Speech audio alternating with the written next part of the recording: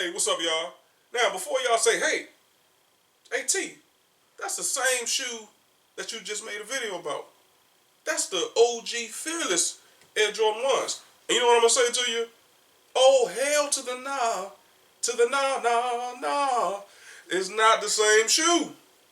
Alright, guys? It's an Air Jordan 1 mid, but it is not the OG Fearless, man. What they're calling these is A Star Is Born. That should be the official name for this particular shoe.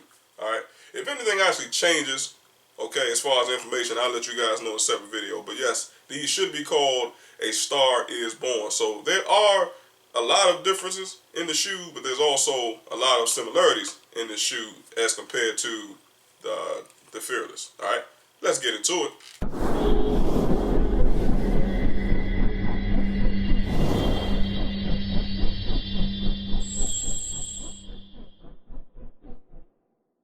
What's up, y'all? Welcome back once again to the DC show. It's your boy T McNeil. Yes, talking about another Air Jordan 1 mid this time, guys, but it is returning in what they're calling multicolored swoosh logos, or in other words, A Star Is Born. Alright, so I want to get you guys' thoughts and opinions on this particular shoe. How y'all feel about the overall design and look of the shoe? Now, as I was talking about earlier when I said that they will kind of remind you of the Fearless, simply because of how the colorways is actually placed onto the shoe. Now, on this particular shoe, we do have it whereas you got it on the front portion and the rear portion of the shoe, talking about the blue, and then you have the red. Okay, guys. Now, pretty much all they did was just swap it around. Now, if you guys know with the Fearless, it was actually the red in the front of the shoe with the blue in the back. This time, guys, we got the blue in the front and the red in the back. Okay, that's just one of the similarities. But let's talk about a subtle change. Okay, now the change comes in when we talk about the actual material of both shoes. Now, the Fearless actually had patent leather, whereas this particular shoe here, the Star Is Born, has suede. Okay, I'm a big fan of either suede or patent leather, but if I had to actually choose which material that I would like on my shoes, I would probably go with the suede, simply because it's just a little bit more attractive to me. Okay, there's nothing wrong with patent leather, anything like that. Patent leather typically lasts a long time, but patent leather has its issues, just like suede has its issues. Okay, now we know patent leather has a tendency to crease.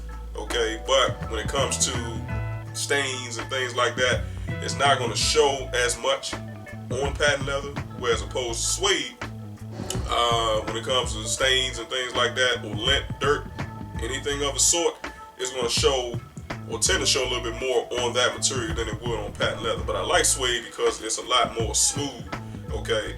And I just think, in my opinion, that it's a more manageable material, okay?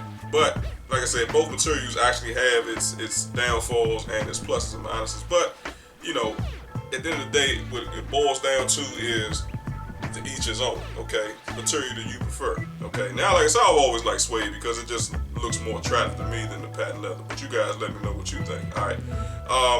So let's put them up, man. Bam! Here you go, right there on the screen. Like I said, typical Air Jordan 1 toe box area. Nothing really different or spectacular there. You guys know exactly how Air Jordan 1s is. You know how Air Force 1s is in that toe box area. Guaranteed, by day 1 or 2, you're going to have a crease, okay? I always talk about creases, and I really hate the creases, man, because it just makes the shoes look bad, okay? Especially if they're brand new, you just bought them, and, you know, you want to look fly, you want to look fresh for the streets, and, you know, people looking down like, damn, man, this man got a big-ass crease on, you know what I'm saying? But that's just how it is, okay? Especially with the toe box area on these shoes. That leather, patent leather has more of a tendency to crease as well, but when it's regular leather like that, that crease is going to show, okay? I don't care what color it is, I don't care, you know, anything like that, it's going to show, okay? But, again, you got that Air Jordan 1 toe box area. I wish it was a way that Nike brand could actually try to make that material a little bit more durable, okay, and less likely to crease, but, you know, they've had the same formula for over 30-something years, and I just don't see it changing, all right? But you got your air hole vents. You got the suede panel around the front of the toe box area, all that stitching. More of the blue suede on the side panel as well. You got suede on the eyelids. And when we go to the rear portion of the shoe, you got the classic OG Balls and Wings logo right there. You know, typical Air Jordan 1, more stitching. Okay, you got black shoestrings. You got a Nike Air Jumpman branding on the front of the tongue as well. Now the tongue itself, I can't tell. It could be neoprene mesh or it could be leather. It's kind of hard to tell from the picture. But let me know what you guys think about it. Now, where the star of the show lies right now is in the actual Nike swoosh itself on the side panel. Now, the Nike swoosh looks like it's stitched in, guys. Okay, so I'm liking it a lot. You know, you got the threads right there. You got blue, red, orange. Looks like purple, blue, red, orange, and then purple going around the backside. All right, so what do you guys think about that? Honestly, I said this in the last video when I said that, you know, I'm not really a big fan of the blue and red combinations on these shoes. I would have much rather it be all blue and white or red and white. But, you know, these are a little bit more unique. I think what's kind of leading me to these shoes more than, let's say, the Fearless ones is the fact that it's coming in that suede. Okay, so, and I was sitting there thinking to myself, I said, damn, you know what I probably could do, I know you guys probably gonna be like, you know, why would you do that? But I could wear a certain kind of jeans with these shoes, and I could possibly cover some of that red up, and then I could just be like, hey, I got a blue and white shoe with multicolored Nike swooshes, okay? Or you could rock them the way that they are. I mean, it doesn't really matter, okay? But I tend to kind of like these a little bit more, but y'all let me know what you think. You know, you guys may not feel the shoes like that, all right? There's no top portion of the shoe, guys, but I can show this image here. Bam, here you go. Semi-top portion. We can't see the interior portion of the shoe, but again, you can really see more of the details. You know, like I said, more of the stitching, more of the toe box area, the side panels.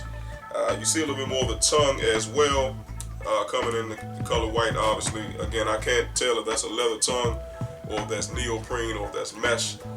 It should be neoprene or mesh. Okay, that's typically the kind of tongues that they use on Air Jordan 1s. I have seen them in leather as well, but either way, I mean, it's going to be soft, it's going to be plush, you know, it's going to be durable, and it's most of all, it's going to be comfortable. So that's what you want in your Air Jordan 1. Blacked out shoestring, like I said, once again. Now, because of the multicolored tiers that they have on the Nike swoosh, you could mix and match them. All right, so you got your blue, again, you got your red, orange, you got your purple. So really, at the end of the day, simply because of the color of that Nike swoosh and the materials that they use, you could swap shoestrings out and make them blue, orange, red, or purple. Either way, it's still going to match because 90% of the shoe is blue and red and white, okay, with the black. But like I said, if you want to throw orange in there, you can. If you want to throw purple in there, you can. It's going to match because those colors are incorporated inside of the Nike swoosh. So I'm not complaining about that at all. Rear portion of the shoe, guys, real quick. The back heel base of the shoe, okay, you got it coming in white, leather, okay, more of the individual stitching as well. And then you can see the color palette has basically remained the same on the Nike swoosh, okay, talking about the multicolored tiers right there, the blue, okay, the purple, the orange, and the red. Then you, on the back base of the shoe as well, or the back panel of the shoe, you got more of the red leather as well, so it looks good. And you got it topped off again with the black leather, all right? And then, guys, last but not least, you know, you got the outsole of the bottom of the shoe coming in that oh so beautiful blue, okay? Pretty plain Jane, you know, you can't really go wrong with that, man. And then on top of that, you also have the Nike swoosh as well, all right? So, like I said, man, this is what it is. And, you know, like I said, if you guys have any comments and questions, leave it down below. But how y'all feel about this particular shoe? Would you rather choose the Fearless joints, or would you guys rather go with A Star Is Born? Okay, if I had to choose, really, to be honest with you guys, I'd probably go again with A Star Is Born. I know it's that same red and blue colorway and the same system right there, but it's just a little bit more attractive to me because I like all of the colors in the Nike swoosh, and not only that, but I like the suede a little bit more over the patent leather, alright? But you guys let me know what you think, alright? Also, guys, make sure you like and share the content.